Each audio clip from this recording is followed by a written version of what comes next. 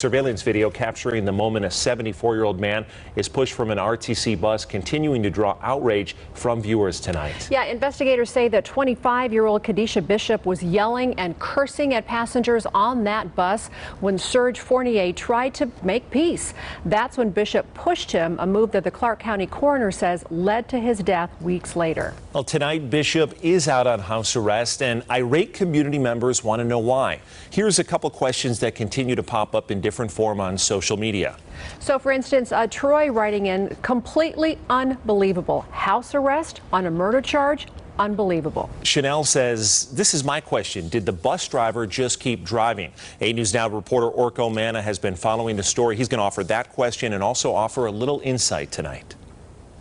Well, Nevada law defines murder as an unlawful killing of a human being done with malice. Bishop, who was released on bail Wednesday, is currently being charged with open murder. In order to convict Bishop of first-degree murder, prosecutors will need to prove the killing was premeditated or done while committing a serious felony. To qualify as second-degree murder, prosecutors will need to prove that Bishop acted so recklessly that she should have known her actions would lead to Fournier's unintentional death. Now, to prove voluntary manslaughter, they'll need to show Bishop committed the homicide in the heat of passion, and to prove involuntary manslaughter, they only need to prove the homicide was committed without the intent to kill. Well, a picture tells 1,000 words. And a video says even more. Police say this shocking footage shows Kadisha Bishop pushing 74-year-old Serge Fournier off an RTC bus in March. Fournier died in late April from blunt force trauma torso injuries. The coroner ruled it a homicide. The surveillance video has captured the attention of thousands, including Clark County District Attorney Steve Wolfson. This lady should not be on the streets. DA Wolfson tells me Bishop posted the $100,000 bail. He agrees with the many people who say Bishop should not be out on house arrest.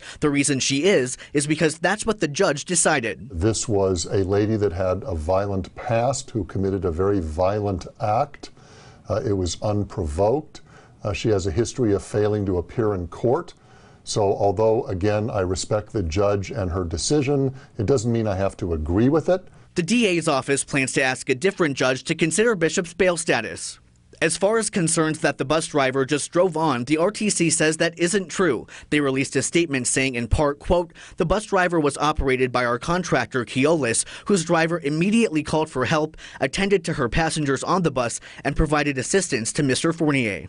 Both the RTC and Metro Police are looking for passengers of that bus to come forward with any information they have about what led up to this incident. Bishop is due back in court next week. In the studio, Orko Manna, 8 News Now.